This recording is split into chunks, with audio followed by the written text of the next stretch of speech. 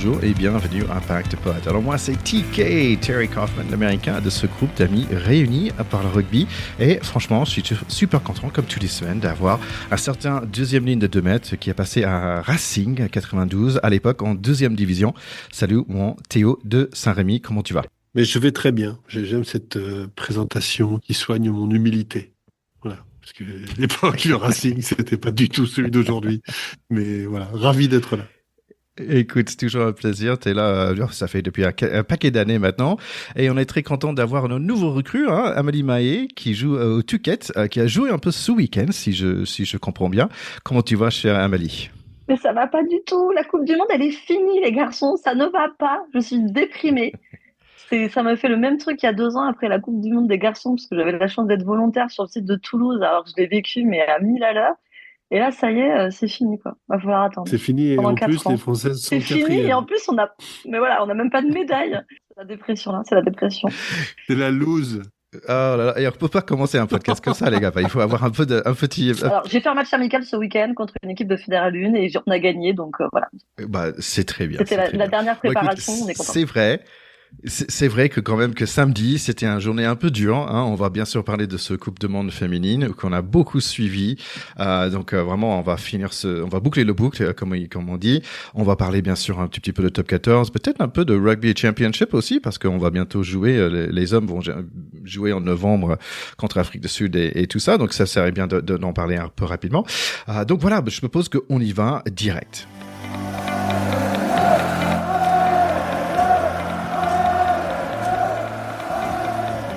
Le compo, on commence à le connaître maintenant après plusieurs semaines de ce Coupe du Monde, mais quand même, il faut dire que c'est Gabi Vernier, c'est Manager et Champon qui sont les trois qui ont joué tous les matchs. Aussi, c'est moi personnellement, je suis content d'avoir Boulard de retour dans le starting 15 et il faut dire que Brousseau nous a impressionné la semaine dernière, donc je suis aussi content de l'avoir. On a le Haka, mais tiens, elle est où la Marseillaise? Je pense qu'on va entendre un peu de ça après. Tout de suite, ça démarre un peu moyen, on va dire pour nous. On perd le ballon tout de suite dans nos 22, mais ça va un peu mieux grâce à des fautes nouveaux aides. Tout le monde est un peu brouillon sur les passes, les deux côtés. C'est difficile de protéger les ballons contre les nouveaux aides. C'est Pauline Bourdon-Sansus va faire un petit coup de pied pour Boulard, mais ça ne marche pas tout de suite. Grisé, par contre, va trouver un peu d'espace sur la couloir droite. Passe à Boulard, passe pour Pauline et 7-0. Bravo les filles. Nouvelle-Zélande à l'attaque. On va résister la première, mais pas la deuxième. C'est la 10 Démon qui est beaucoup plus vite que l'avant en face. Georgia Miller est très en jambes pour ce début de match. À 10 minutes, notre attaque commence sur les 50 mètres, mais ça cale vers leurs 10 mètres. Mais il y a de l'espace. Je trouve qu'on est un peu plus libre que la semaine dernière. Escarado va être mis par terre par Woodman, mais Fall échappe. On n'arrive pas à finir. Manque toujours un peu de justesse. Le combi Boulard et Grisé est assez sympa, mais les Black Ferns frappent dur quand même. 27 minutes, les nouveaux Z toquent sur la porte de nos 5 mètres, mais gros défense. Notre 9 est toujours aware et elle donne un peu de plus d'espace, mais encore des fautes qui redonnent un ballon au Black. Essayé par un centre qui s'appelle Brunt, un mot en anglais qui veut dire impact, c'est pas par hasard. 14-7 pour les Blacks maintenant. Dommage qu'on n'était pas à notre maximum dans ce match. Quelques décisions par l'arbitre aussi que je comprends pas trop. Par exemple, il y avait en avant volontaire pour les Black Ferns et ça finit en mêlée pour les Blacks. Quand même, ça déroule pour eux et c'est facile. 21-7. Et donc ça va mal pour nous et ça va faire encore un peu plus mal avec un essai en plus avant la mi-temps, un petit combi des deux blondes avant, 7-5 juste avant, 14 points en 3 minutes, difficile. Oui, malheureusement, 26-7 à la mi-temps, on sait déjà que l'histoire semble entendue. 20 points de retard contre les Black Ferns, ça paraît quand même très compliqué. Et je dois dire que, à part le début, les Françaises, en particulier en deuxième partie de cette première mi-temps, ont quand même complètement déjoué. Elles prennent le troisième essai après un ballon cafouillé sur leur ligne et 5 ou 6 temps de jeu derrière, des Blacks qui ont très bien joué le coup, il y a essai. Et puis le quatrième essai, je suis désolé, mais le petit coup de pied par-dessus d'Arbé, c'est n'importe quoi. Un petit coup de pied par-dessus, ça se joue quand une défense est montrée très fort et qu'il y a un trou derrière. Que ce ballon, il y a un peu d'incertitude, il va y avoir de l'espace pour lui. Là, il y a 10 adversaires pour prendre le ballon, 4 temps de jeu derrière et un plaquage à 2 complètement raté. On se retrouve avec 4 essais dans la musette en fin de première mi-temps. Pour moi, c'était clairement la soupe à la grimace. Et la deuxième mi-temps, tu vas nous en parler, même s'il y a eu un réveil, pour moi, l'affaire était entendue. Je suis désolé, mais je suis sorti du match à ce moment-là. Ouais, c'est un score qui est très très dur, mais complètement réaliste par rapport à la prestation des Bleus, hein. On a fait un très bon début de match, mais en fait, ça s'essouffle très très rapidement. Les Néo-Z, elles sont beaucoup plus réalistes. Dès qu'elles entrent dans notre camp, ça va concrétiser. Et je rejoins Théo, Carla Abez est passée complètement à côté de son match. Alors c'est d'autant plus rageant que Lina Carrois était totalement apte à jouer son match et n'a pas été prise dans la compo. Pour moi, elle n'a pas répondu présente à la hauteur de l'enjeu et d'ailleurs, elle sort assez rapidement début de deuxième, hein. Hmm. Comme Théo a dit, ça sentait un peu le perdu. On perd dans les impacts, on perd dans les jeux de pied et dans les rucks. Et en plus, eux, ils ont Georgia Miller qui, au début de ce deuxième mi-temps, va arracher un ballon très facilement. Il y a les plaquages ratés par nous, il y a les ballons perdus, on est sous l'eau. Ouh là là, j'arrête pas à le dire. Ouh là là. Et voilà, le jeune Maggie qui va commencer à mettre des essais aussi, 31-7. Combien de plaquages ratés? Bon, honnêtement, comme toi Théo, j'ai un peu décroché à ce moment-là. 56 minutes après qu'il y a quelques remplacements quand même. Petit essai surprise pour nous, mais qui était malheureusement refusé parce que jolie ovation quand même pour Portia Woodman qui est on va dire le Michael Jordan de rugby féminin. Bon, le match continue. Maggie ajoute un autre essai, mais aussi un pour nous, c'est Champon qui fait un joli match essai individuel 39-14. Allez, que 26 points encore à marquer. Tiens, Bigot est là, et paf, Vernier va marquer. Oh, allez, encore 19 points à marquer, et voilà, les Bleus offrent au moins un peu des pistes dans ce fin de match, mais toujours Georgia Miller qui est là pour arracher les ballons. Boulard va mettre son essai, le public est un peu surpris parce que ce match n'est pas fini. Il reste, 8 minutes pour marquer 2 essais encore, mais je rêve un peu, ça finit 42-26. Une défaite qui n'est pas très encourageante. Ouais, la quatrième place, hein, c'est celle que personne ne veut, hein. Quitte à sortir, autant sortir le tour d'avant. C'est la pire prestation qu'on puisse ne pas vouloir, hein. On repart avec la médaille en chocolat et tu repars avec rien du tout d'ailleurs d'Angleterre. Voilà, on était habitué à avoir au moins la médaille de bronze, hein. C'était d'ailleurs l'enjeu que les filles voulaient faire mieux. On n'a jamais réussi à atteindre une finale. Et là, cette année, cette édition, on repart même pas avec la médaille. Donc, il y a un réveil tardif, mais il y a certes, on score, mais on continue quand même à encaisser. Donc, on n'arrive pas à rattraper cet écart monstrueux qu'on a laissé pendant les 40 premières. Donc, voilà, Georgia Miller, comme notre Joanna Grisel a été au repos pour sa demi-finale, problème de cuisse également. Elle est revenue en canne, mais comme pas possible. Joanna Grisel, on l'a senti un peu en dessous, un peu plus fébrile par rapport à d'habitude. Voilà, on score pas au moment où il le faut et puis de toute façon les Blacks étaient au-dessus et la médaille elle est totalement méritée, hein. Ça aurait été volé que de l'avoir cette médaille par rapport à notre demi-finale et par rapport à cette petite finale aussi terrible que cela puisse être. Malheureusement la médaille elle n'était pas pour les Bleus. Il n'y a pas photo. Il y a effectivement 20 minutes de réveil en deuxième mi-temps. Voilà, Champon qui marque, l'essai de Vernier, l'essai de Boulard, etc. Mais on a envie de leur dire, mais pourquoi si tard, quoi? Pourquoi est-ce qu'on commence à jouer à la 55e? C'est pathétique. Donc, je pense qu'il y a, dès le début de la deuxième mi-temps, on voit qu'elles n'y sont pas, hein. On reprend un essai d'entrée, elles sont complètement apathiques en défense.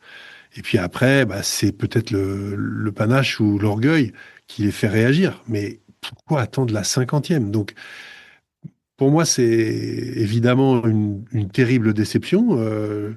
Les filles avaient annoncé qu'elles avaient quand même des ambitions pour cette Coupe du Monde. On est obligé de constater que c'est un échec patent, parce que finir quatrième, c'est un vrai échec. Et je pense qu'il y a des leçons à tirer, notamment pour ce qui est du leadership et de la finesse des compos. Parce que pour moi, il y a beaucoup de choses sur cette édition où les filles n'ont pas répondu présent collectivement, où il n'y a pas eu cette capacité à avoir des leaders qui répondent présent, qui montrent le chemin avec les plus jeunes ou les autres qui suivent en se disant mais on va le faire parce que on a des taulières qui sont là. Et quand on a des taulières qui apparaissent, elles se retrouvent sur le banc. Moi, j'ai toujours pas du tout digéré l'absence de Manon Bigot en demi-finale. Enfin, pour moi, ça n'est absolument pas normal. Et quand on a des leaders qui se montrent, on doit les faire jouer, on doit leur donner les clés du camion. Pas faire des trucs théoriques avec des gens qui sont hypothétiquement au rendez-vous et qui en fait n'y sont pas sur le pré. Donc j'espère qu'il va y avoir du ménage au niveau du staff. Parce que le staff, c'est forcément le responsable quand il y a un échec comme ça. Les filles, elles ont fait ce qu'elles pouvaient. Elles ont parfois déjoué, parfois fait des belles choses. Mais l'échec collectif, il n'est pas temps. Donc maintenant, il faut faire balle neuve. Pour moi, on avait parlé avec Amélie par rapport au fun et de s'amuser. Et en fait, moi, je trouvais que c'était une équipe, surtout dès qu'on entrait dans les playoffs, on était crispés. Et ça se voyait contre Irlande et ça se voyait après, bien sûr. Et en fait, ce qui manquait, c'est cette plaisir de jouer, cette plaisir d'offrir le ballon, de courir avec le ballon, que c'est un jeu et qu'on prend plaisir. Et en fait, quand on regarde Canada et l'Angleterre, ils sont là, ils s'amusent. Et même si Canada a perdu, ils ont tout donné, mais ils ont donné avec le plaisir de jouer une très belle rugby. Et en fait, on se disait, mais où est le fun? Et pour avoir le French flair, il faut avoir ce panache, il faut avoir le fun, il faut avoir cette banane aussi. Et pour moi, en fait, on jouait dans le monde de business, Théo, on sait tous les deux dans notre façon, notre travail, c'est que si on est vendeur et on veut vendre quelque chose, mais on vend parce qu'on a peur de pas arriver à notre chiffre, en fait, ça marche pas du tout. Parce qu'il n'y a aucune confiance, et il y a une espèce de desperation qui s'entend et qui se passe. Et pour moi, c'était un peu ça. On était desperate to win, mais en fait, ça veut pas dire que tu vas gagner. Tout est dit. Desperate to win, ça pourrait être comment on dit, la baseline de cette Coupe du Monde de l'équipe de France féminine. Voilà. Mais bon, n'accablons pas les personnes, c'est toujours pareil. Nous, on est là, derrière notre micro, c'est beaucoup plus facile. Voilà, on a de l'admiration pour les filles individuellement, je pense qu'il faut le rappeler. Mais par contre, collectivement, c'est un échec. Or, le rugby, c'est un sport co. Et là, j'ai l'impression qu'elles sont passées à côté dans cette dimension. Emily, pour toi, qui peut ramener ce côté fun et ce côté plaisir? Ce qu'on devrait observer, en tout cas dans les prochaines semaines, c'est peut-être des annonces fortes. On a déjà des joueuses qui mettent fin à leur carrière internationale. On a beaucoup parlé de Marine Ménager, qui part très frustrée de cette Coupe du Monde. Coupe du Monde qu'elle aurait dû faire avec sa sœur, qui ne s'est pas fait non plus pour des raisons médicales. Manon Bigot, c'est fini. Elle avait annoncé qu'elle quittait, elle arrêtait le rugby. Il devrait y avoir peut-être d'autres annonces. Après, en off, il faut aussi savoir que les filles sont sous contrat et que certaines ont su dès le début de l'année que leur contrat ne serait pas reconduit là sur cette saison. Donc, il va y avoir du changement sur les contrats fédéraux. On verra dans les annonces qui le sont, mais une dizaine de joueuses, y compris certaines qui étaient à la Coupe du Monde, ne sont pas reconduites dans les contrats. Ce qui laisse la possibilité à un potentiel futur staff d'aller peut-être tester d'autres joueuses. Alors, ça va peut-être être la saison du renouvellement en équipe de France, en joueuse, en staff. Faut pas oublier l'annonce faite par Florent Grill de vouloir professionnaliser un peu plus les joueuses d'élite 1 dès cette année. L'élite 1 qui s'appelle désormais l'élite 1 AXA avec ce naming. Donc, à voir. Peut-être que la saison 2025-2026 va être celle du grand changement. À voir. Et pour ce qui est du staff, Amélie, quel est ton pronostic? Il faut que ça dégage, c'est bon. Non, j'ai pas demandé qu'est-ce que tu avais dans le ventre. J'ai dit non, je sais pas, j'ai vu, alors, parce que forcément dans la presse, ils en ont beaucoup parlé cette semaine, ils ont évoqué, ils devraient, alors ce qu'ils ont expliqué, et c'est pareil chez les garçons, donc tu me contredis Théo si je suis dans le faux, que typiquement les contrats généraux vont à échéance sur ces grands événements. Donc il va y avoir un appel à qui veut. Donc peut-être que Mignot et Ortiz vont proposer leur propre candidature à leur succession. On parle de candidature en interne avec l'actuelle sélectionneuse des moins de 20. On parle justement de l'entraîneur de Bordeaux qui a entraîné le Canada pendant 4 ans et qui, vu ses scores, 3 championnats, 3 titres de championne de France pour Bordeaux. Voilà, il peut y avoir des surprises.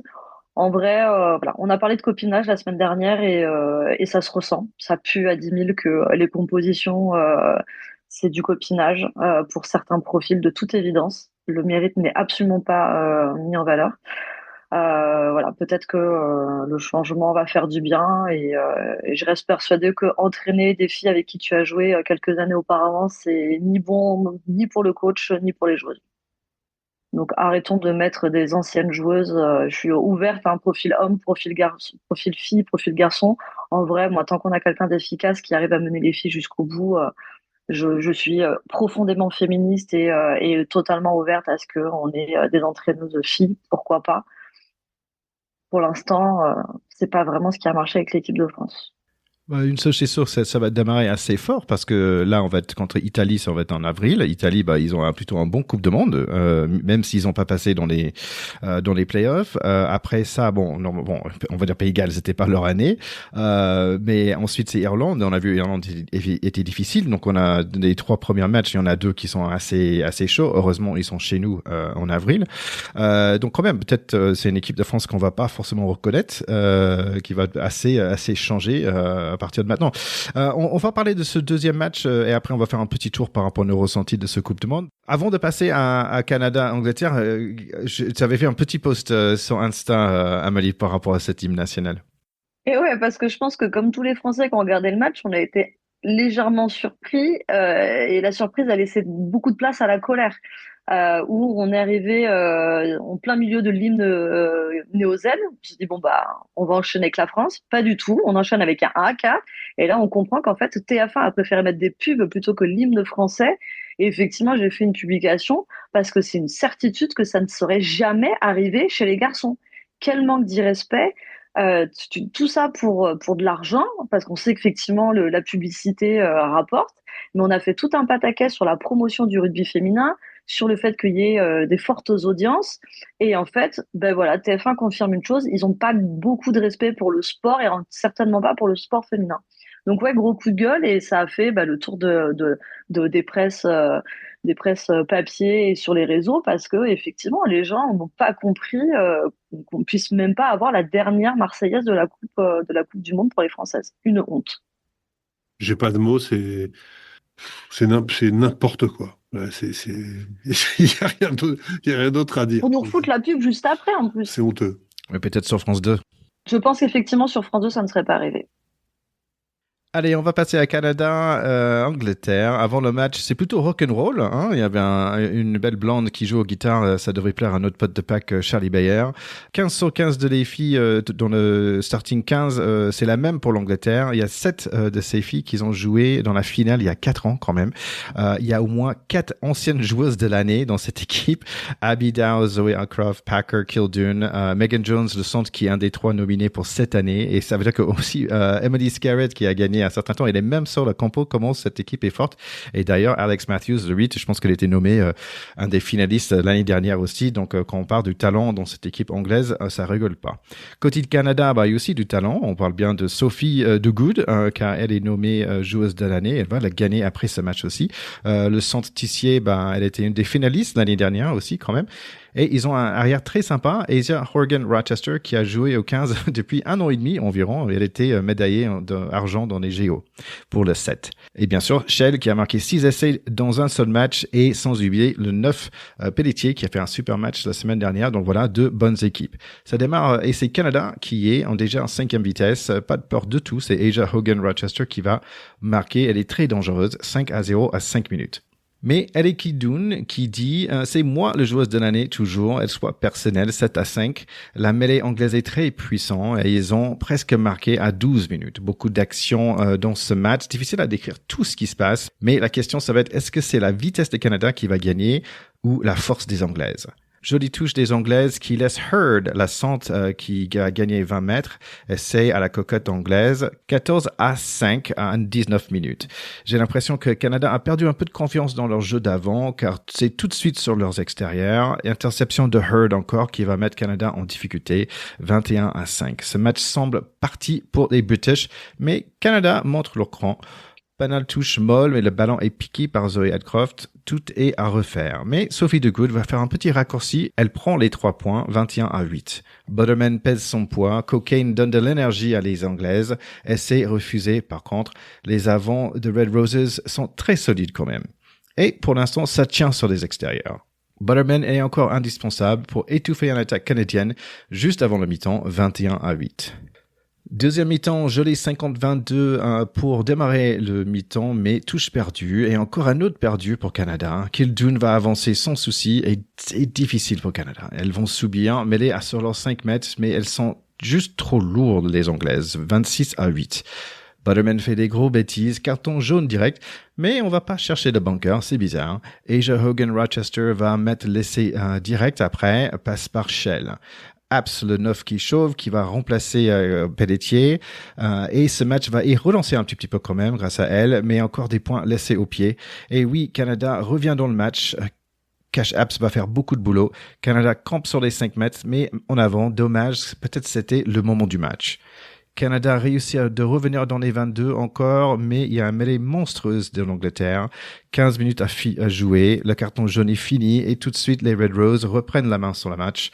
Deuxième essai de Alex Matthews, 33-13, et le match va finir là. C'est logique, victoire pour la meilleure équipe de rugby qui n'a pas perdu un match depuis la dernière finale. Ouais, les Anglaises, elles ont mené leur match de bout en bout. Elles n'ont pas cédé à la pression qu'il y avait sur leurs épaules de gagner la Coupe du Monde chez elles. Tu parlais de vitesse et de force, qu'est-ce qui avait dominé? Ben, comme d'habitude, on a vu les deux. Les mêlées ont été ultra tranchantes. Elles avançaient comme un seul homme. Désolé pour l'expression, mais c'est comme ça qu'on dit, comme une seule femme. Allez. Ouais, c'était du très très beau rugby et malheureusement les Canadiennes qui nous ont fait rêver pendant toute cette Coupe du Monde, voilà, elles ont été étouffées par plus forte qu'elles. Mais ça reste une très très belle finale et un parcours exceptionnel pour ces Canadiennes dont je tire mon chapeau et Sophie De Goud, mais quelle joueuse extraordinaire et pour le coup, on va dire que ça leur met peut-être un petit baume au cœur d'avoir obtenu ce trophée pour leur seconde ligne qui était nommée parmi les joueuses internationales de l'année. Donc c'est une petite compensation, mais en tout cas, quelle grande finale. Et ce que je retiendrai, c'est que si les Françaises ont terminé quatrième et les Anglaises premières, tirons les leçons de ce qui a été mis en place dans chacune des fédérations pour faire grandir le rugby féminin. Et messieurs qui commandaient diverses fédérations de part et d'autre des frontières, mettez les sous, mettez les moyens qu'il est nécessaire d'avoir pour faire de grandes équipes telles que les Anglaises nous ont proposé durant cette Coupe du Monde, où elles n'ont que très très peu vacillé. Elles sont championnes du monde, elles ont travaillé pour ça, et il n'y avait rien qui pouvait les arrêter, de toute évidence. Oui, je partage tout à fait ton analyse. Moi, la demi-finale Canada-Nouvelle-Zélande m'avait fait espérer que les Canadiennes pourraient renverser la table. On a assez vite compris qu'il n'en serait rien. Et effectivement, en dépit d'une résistance canadienne, on va dire plutôt digne et pas honteuse comme performance, voilà, elles ont quand même été dominées de bout en bout. Et notamment à chaque fois qu'il a fallu enfoncer le clou, les Anglaises l'ont fait sans discussion possible. Donc c'est effectivement un parcours dont il faut souligner l'homogénéité depuis 4 ans, la qualité. Et tu le disais la dernière fois, ce qui serait bien si elles gagnaient, c'est qu'elles ont tellement tout mis en place pour gagner que ça va montrer aux autres qu'il faut tout mettre en place. Et donc peut-être que pour le rugby français, par ricochet, on verra que c'est ça ou rien. En tout cas, elles font de très belles championnes avec, pour moi, même si c'est pas la joueuse la plus élégante parce que c'est dans les tâches obscures, comme les garçons parfois dans les tâches obscures sont aussi des joueurs essentiels, c'est Botterman qui est la joueuse de la Coupe du Monde. Parce qu'en fait, elle fait quand même basculer plusieurs fois sur des grattages déterminants les matchs. Et on sait à quel point c'est un geste essentiel dans le rugby et tout le reste tourne autour de ça quand même. Ouais, exactement. Alors, je sais pas si tu as lu, mais cette jeune pilier qui est monstrueuse, clairement, c'est le genre de joueuse où t'as pas envie de tomber sur elle. Et ben, sa tante était championne du monde avec l'équipe d'Angleterre lors de la première Coupe du Monde en Ah ben ça, 91. j'avais pas J'ai vu vu. ça dans la presse et j'ai trouvé extraordinaire. Et puis dans cet effectif des championnes du monde, on a des filles qui étaient championnes du monde en 2014. Elles sont deux à avoir fait les 4 dernières Coupes du Monde. Alors j'ai Scarlett, qu'on a déjà beaucoup parlé, et l'autre, j'arrive plus du tout à retrouver son nom. J'ai cherché, mais je retrouve plus son nom. Et c'est ça aussi, ça montre la continuité en fait du rugby anglais, des joueuses.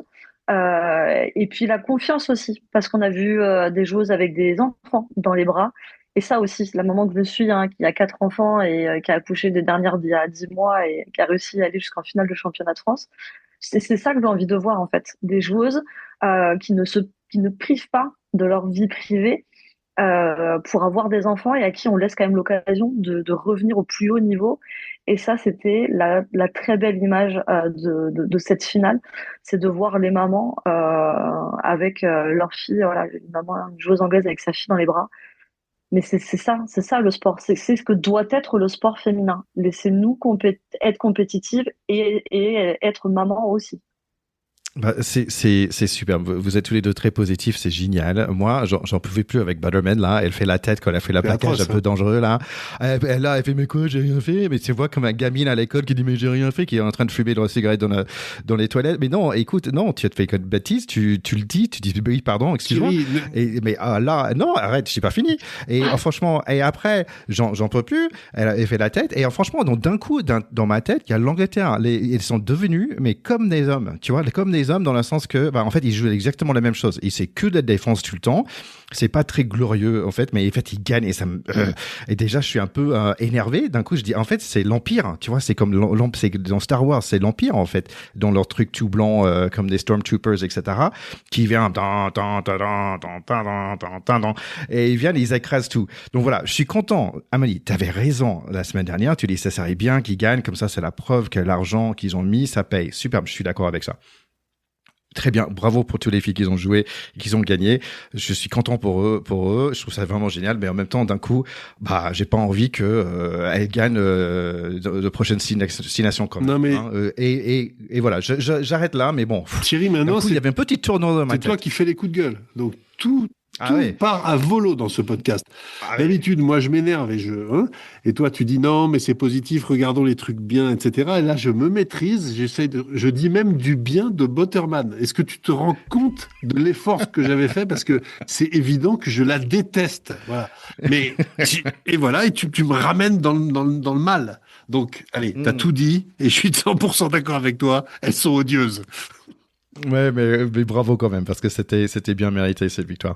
Allez, je voulais juste finir avec un petit histoire Canada. En fait, là, j'ai déposé mon fiston à la gare ce soir. Et en fait, bon, j'habite dans le Franche-Comté et pas loin de Saint-Léman. En fait, on était un peu en avance, donc on s'arrêtait dans un endroit où en fait c'est là où des Canadiens, il y avait 2000 Canadiens dans les forêts de Jura qui sont venus dans la Première Guerre mondiale. Et en fait, à l'époque, c'était des loggers, en fait, du travail le bois. En fait, ils étaient là dans la forêt pour travailler le bois, en fait, dans le bois de Jura. Et voilà, il y avait un campement de 2000 Canadiens qui étaient là. Il y a un petit plaque et tout. Ils avaient même un terrain de baseball à l'époque et un cinéma et tout. Donc voilà, je trouve ça assez chouette cette connexion France-Canada. Ça aurait été mieux d'avoir un terrain de hockey, ça aurait été plus cohérent. Mais bon, le baseball visiblement existe aussi au Canada. Allez tout le monde, pour boucler cette magnifique Coupe du Monde féminine, je vais vous demander pour votre meilleur souvenir ou des choses qui vous a plus marqué dans ce moment. Pour moi, franchement, c'était le match nul des États-Unis-Australie. Déjà, je trouvais c'était un match magnifique avec une belle score, avec vraiment beaucoup d'importance. C'est dommage dans mon sens que les États-Unis a perdu pour le rugby, en fait aussi parce qu'il y a Ilona Meyer et tous ses followers et tous les publics américains qui dès que va se mettre derrière elle et derrière le rugby féminin, ça va vraiment faire quelque chose et ça peut vraiment tourner les choses. On va peut-être voir les États-Unis qui va être juste derrière Canada, qui vont suivre Canada, j'espère, parce que pour les Américains d'être derrière Canada, ça marche pas. Hein. Il faut qu'on soit premier. Donc voilà, pour moi, c'était un des meilleurs souvenirs parce qu'un sacré match, beaucoup derrière et moi, ça me donne beaucoup d'espoir pour l'avenir de rugby féminin en général, mais aussi aux States. Moi, meilleur souvenir, déjà, j'ai eu la chance par rapport à vous deux d'y être allés, donc de l'avoir vécu sur place, hein, le France-Italie et puis le France-Angleterre, hein, qui restera un match d'anthologie malgré tout. Donc moi, hein, l'ambiance que j'ai pu vivre là-bas, et je mettrai pas en avant un match quoi que ce soit, mais je voudrais rappeler hein, le discours de ce sélectionneur samoan qui, en larmes, évoque une immense chance de vivre cette Coupe du Monde avec ces joueuses qui, pour lui, pour le coup, n'a vraiment aucun moyen. Et on a senti mais tellement d'amour pour ces joueuses et pour son pays.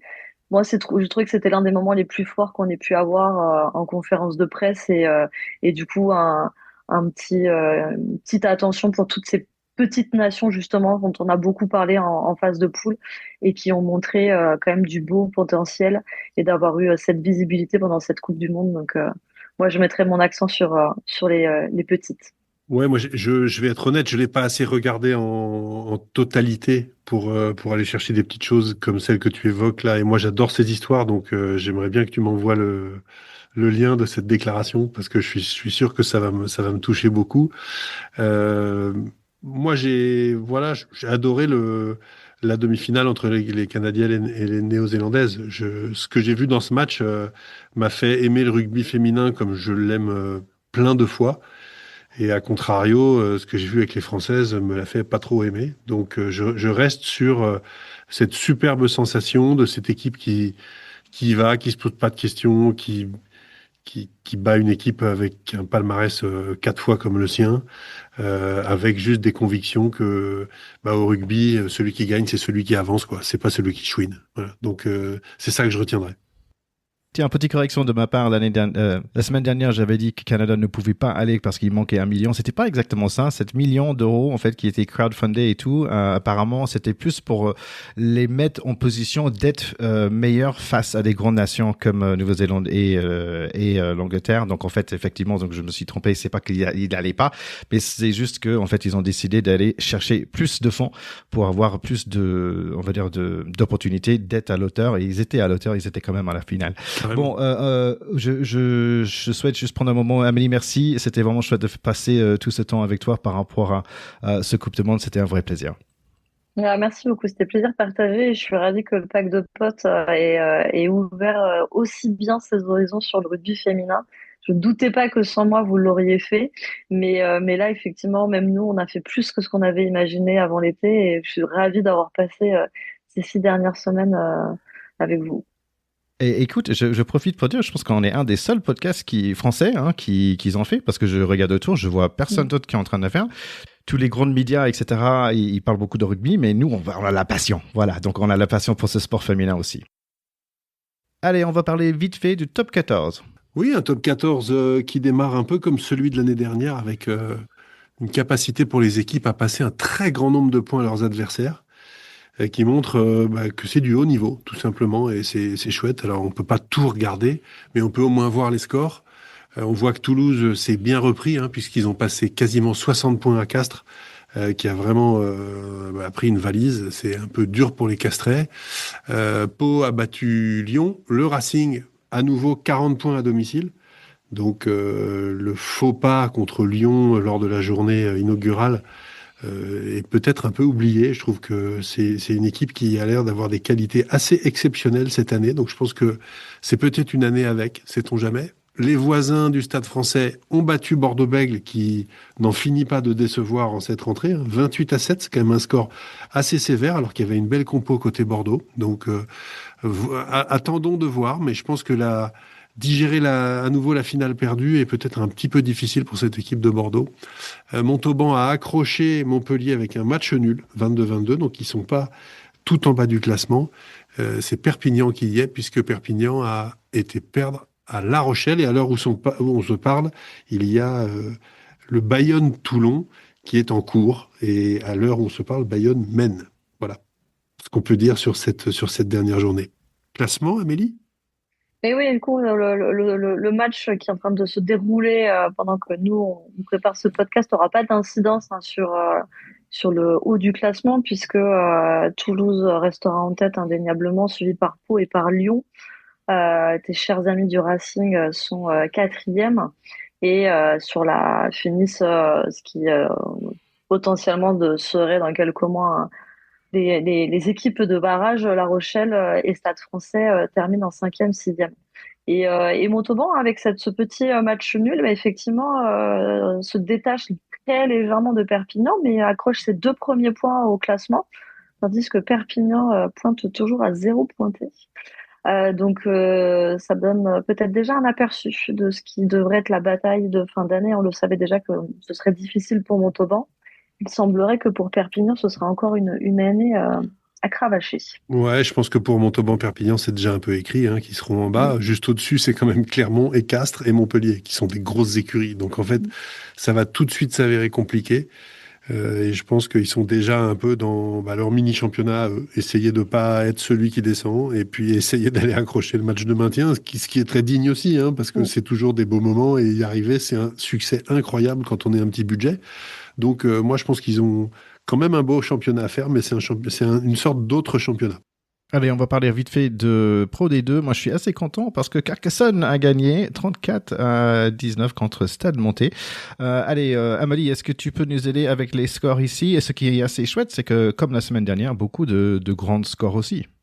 Ouais, on a des scores qui sont avec des gros écarts, hein. Oyonnax contre Valence Roman qui gagne 55-8. Toujours à domicile, un Provence Rugby hein, qui relève la tête suite à sa défaite de la semaine dernière et qui gagne 42-15. Beaucoup d'essais du côté de Nevers, 38-24 en battant Biarritz. Et puis des scores un peu plus serrés, Agen qui a gagné à domicile 21-10 et Brive 24-21. Et à noter des belles victoires qui font du bien au classement pour des matchs à l'extérieur. Donc Carcassonne, hein, que tu affectionnes tout particulièrement depuis que tu as passé ton été dans le sud-ouest, hein, qui a gagné 34-19 contre le Stade Montois. Mais voisin de Colomiers continue à dominer sa Pro D2 avec une victoire 37-15 contre Soyons-Angoulême. Et mes chers petits Bretons qui viennent du coup titiller Aurillac avec une victoire 22-17. Ouais, un petit peu déçu pour Aurillac, tant j'aime cette équipe, moi, qui s'accroche à la Pro D2, et j'ai pas du tout envie qu'ils se retrouvent trop bas dans le classement, mais content pour Vannes néanmoins. Alors, au classement, du coup, c'est effectivement Colomiers. Bon, je rappelle que c'est à peu près à 300 mètres de Toulouse, hein, bon, mais c'est comme ça. Qui est devant Agen, Vannes, Valence-Roman, Grenoble et Brive. Tout ce petit monde-là se tient en 2 points pour les 5 premiers, hein, de Grenoble à Colomiers, donc ça veut quand même pas dire grand-chose. On est sur un tir groupé qui est extrêmement serré. Et puis ensuite, on a tout en bas Dax qui pointe encore à 0. Le Stade Montois, donc le rugby landais est un peu dans le dur quand même là. Aurillac, milieu de tableau avec Nevers et Soyons-Angoulême. À suivre. Bon, le championnat français, c'est vraiment bien parti, mais par contre, les Anglais, ils sont un peu en retard, on va dire. Ils viennent de démarrer, eux, ce week-end. Donc là, Bath, qui a gagné l'année dernière, ils ont battu les Harlequins. Northampton, en fait, ex-aequo contre Exeter. Sinon, les autres gagnants, c'était Saracens, Bristol and Sale. Donc c'est marrant qu'ils démarrent si tard, en fait, les Anglais. Écoute, on a tellement parlé de ce Coupe du Monde féminine, on a un peu oublié l'effet qu'il y a quand même The Rugby Championship, comme ils appellent ça. C'est Afrique du Sud, Nouvelle-Zélande, Australie et Argentine qui se jouent en ce moment. Et en fait, ce qui est dingue, c'est que pour l'instant, on a l'opportunité où ça va être 3-3 partout. Ok, donc à la fin de la à la fin de la 8e. C'était quoi? Non, à la fin de la 4e semaine, en fait, c'était 2-2 partout, ce qui est incroyable. Et là, donc, Nouvelle-Zélande a battu Australie et Afrique du Sud a battu Argentine. Mais si ça s'inverse ce week-end, en fait, on peut avoir une opportunité où tout le monde est 3 partout. Je pense que ça s'est jamais arrivé. Ce qui est important pour nous, c'est que, en fait, on va jouer 2 de ces équipes, hein, en 7 novembre. On va commencer contre Afrique du Sud, que c'est pas n'importe qui, quand même. Viennent de mettre 67 points contre Argentine. Ça, c'est quelque chose. Et ils ont battu Nouvelle-Zélande. Ils sont surtout sur une bonne suite, hein, parce qu'ils ont battu Nouvelle-Zélande dans les dernières 10 minutes, là, dernière fois, il me semble. Donc voilà, donc on voit que aussi Australie, ça peut gagner aussi. Ils ont quand même gagné contre l'Afrique du Sud et voilà, on verra s'ils sont capables de gagner contre Nouvelle-Zélande. Donc voilà, c'est 2 équipes qui sont qui est bien fort, mais je rappelle que quand même Afrique du Sud, ils ont gagné de U20 aussi. Donc je pense qu'on a un crayon devant nous en novembre. Oui, ça va être un très gros test. En novembre, on reçoit les Australiens, les Fidjiens et les Sud-Africains. Et effectivement, Australie et Afrique du Sud, ça va être très très chaud parce que l'Australie a également battu l'Afrique du Sud dans ce Rugby Championship. Donc là, moi j'ai vu le match qu'ils ont fait contre la Nouvelle-Zélande où ils ont perdu 33-24. Ils ont été outrageusement dominés en première mi-temps. Par contre, ils ont fait une deuxième mi-temps du feu de Dieu où ils ont complètement dominé les Blacks et ils auraient pu renverser le match. Bon, ils avaient pris du retard, mais c'est quand même une sacrée écurie. N'oublions pas qu'en 2027, la Coupe du Monde, c'est chez eux. Le rugby à 15 en Australie, c'est pas le sport numéro 1, hein, c'est plutôt le sport numéro 3. On a le Aussie Rules et puis le 13 qui sont vraiment des sports beaucoup plus populaires là-bas. Mais là, ils reçoivent la Coupe du Monde. Donc, ils sont en train de se construire une écurie. Donc, le test à J-2, enfin A-2 de venir en équipe de France se mesurer, ce sera pas du tout pour rigoler, et ça va être extrêmement intéressant. Et ils n'étaient pas le ridicule contre les Lions non plus. Surtout le deuxième match, moi j'ai trouvé qu'ils méritaient de gagner celle-là. Clairement. Allez, je vous propose, on va peut-être pas avoir un épisode pendant quelques semaines, hein, on va faire un petit pause après toute cette couverture de la Coupe du Monde. Mais par contre, dans très peu, il y aura le fameux Nuit de rugby. Je vais vous parler de ce qui a gagné l'année dernière et après, je vais vous poser quelques questions par rapport à qui vous pensez va gagner cette année. L'année dernière, les meilleurs joueurs, c'était en top 14, c'était bien sûr Antoine Dupont et les staffs, c'était Stade Toulousain, pas trop étonnant. Révélation, c'était Théo Atisobé qui vient de se blesser, si je me trompe pas, pendant 3 ou 4 mois. Meilleur international français, Antoine Dupont. Meilleur staff Pro D2, c'était RC Van, qui était logique parce qu'ils sont montés. Meilleure joueuse internationale, c'était Okemba, Séraphine Okemba. Et voilà, donc je vous invite, mes chers potes, je vais vous poser quelques petites questions et à vous de voir. Meilleur staff Pro D2, est-ce que c'est forcément toujours celle qui a monté? Est-ce que ça doit être Montauban alors? En tout cas, ça peut pas être Grenoble, hein. Je suis désolé pour mon vieux pote Nico Nadeau qui était avec moi au bataillon, mais 3 finales d'accession perdues d'affilée et tout, enfin c'est l'enfer. Donc oui, c'est un suspense un petit peu galvaudé parce que en général, effectivement, tu as raison, c'est celui qui est monté. Qu'est-ce qu'on pourrait dire d'autre? C'est pas en tout cas celui qui a foiré ou celui qui est descendu ou celui qui a perdu. Ouais, ça paraît logique que ce soit Montauban. Et puis avec la petite polémique de cette semaine avec le capitaine et Quercy, j'ai envie de dire que ce serait un bon retour de bâton aussi. C'est un peu honteux ce qui s'est passé dans le rugby de Pro D2, top 14 pardon, avec cette histoire avec Galtier. Donc Bah, qu'est-ce que tu trouves honteux, Amélie, toi? Les propos du joueur ou le fait qu'il ait été suspendu ou quoi? bah alors si on a plus le droit de dire que quelqu'un est un connard, bah écoute, il a le droit de le dire, il l'a vécu. On a jamais tous, on a tous eu des fois des entraîneurs avec qui ça matchait bien ou pas bien.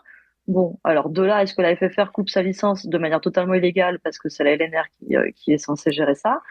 Ouais, il y a peut-être dans les deux cas, Ok, si les non, choses non, sont mais pas très bien c'était faites. juste ma question. Mais non, non, il a le droit de le dire. Alors en plus, ce qui est quand même hallucinant, c'est qu'il dit quand même des choses très positives sur lui et aussi très négative. Il y a pas eu, c'était pas un procès gratuit qui lui a fait. Par contre, couper sa licence et empêcher le capitaine de jouer ce week-end, on est où là? Non mais c'est Ouais, n'importe quoi c'est cette un peu histoire. sort de ce corps Albert Ferras, C'était, quoi. C'est un peu c'était, bienvenue dans les années 80, quoi. non, mais c'était complètement lunaire ce qui s'est passé cette semaine. Amélie, pour toi, meilleur staff top 14, c'est pas si facile parce que quand même on avait Bordeaux et Toulouse, Bordeaux qui a gagné le Champions Cup et Toulouse le top 14, c'est pas si facile. C'est pas si facile parce qu'effectivement, Toulouse est quand même sur une grosse continuité et puis Hugo Mola, voilà, il fait quelque chose d'extraordinaire et surtout avec la jeune génération, c'est quand même un club qui sait monter ses espoirs au niveau de l'équipe 1. Et en même temps, Bordeaux a quand même été assez exceptionnel en Coupe d'Europe. Donc pour moi, il y a match. Les deux, je saurais pas mettre une pièce sur l'un ou sur l'autre parce que les arguments sont valables des deux côtés. Il y a meilleur joueur top 14 et meilleur joueur international français. Pour moi, j'ai envie de mettre Ramos pour l'un et le coup pour l'autre. Ramos plutôt pour l'international français et le coup parce que je trouve qu'il avait un top 14 l'année dernière. Il était vraiment dans son année. Ouais, difficile de mettre un joueur qui n'a pas gagné le titre, quand même, pour ce titre de meilleur joueur du top 14. Même pas Louis Bébé. C'est difficile, je trouve, de ne pas mettre un mec qui a le titre de champion. Sinon, pour le meilleur joueuse international français, à ton avis, Amélie?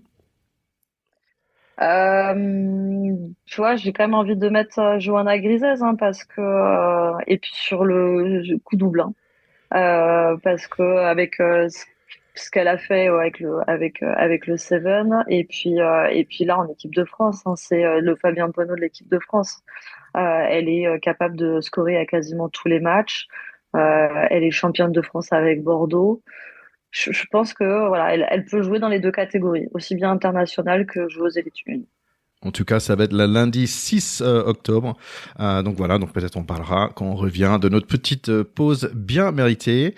Bah écoute, je propose qu'on boucle pour cet épisode. Normalement, c'est toi, Théo, qui a un petit truc de plus sur un autre sport, mais cette fois-ci, c'est moi. En attendant, avec mon fiston pour regarder le match des filles, en fait, ce week-end, on est tombé sur le Ryder Cup, tu vois, l'espèce de match entre des Américains et des Européens. Mais le truc de fou, c'était un public mais déchaîné, incroyable. On était scotchés, mais on disait, c'est que du golf, les gars, parce que moi, j'ai joué un petit peu, mais j'ai jamais vraiment regardé à la télé, c'est pas mon truc. Mais les gars, ils étaient déchaînés et apparemment, ça débordait où en fait il y a un Européen qui commence à dire des gros mots et tout au public parce qu'en fait il y a des chants etc qui chambrent trop, ça allait trop loin, ça dépassait des bornes en fait. Dans le golf on pense toujours c'est vraiment bien sapé etc, c'est tout chic, on parle pas trop, mais en fait là ça vraiment ça déchaînait un peu. La Ryder Cup, c'est vraiment une magnifique compétition. Donc, je comprends que ça déchaîne les passions. Le golf est un truc qui rend les gens fous. De toute façon, ceux qui y jouent, et c'est pour ça que moi, j'ai jamais vraiment joué, deviennent obsessionnels avec le golf. Ils peuvent ne plus penser qu'au golf, etc. Donc, c'est un truc qui prend beaucoup de place dans la tête des fans et dans le cœur des fans. Et la Ryder Cup est vraiment une compétition extraordinaire parce que c'est le sport le plus individuel qui soit.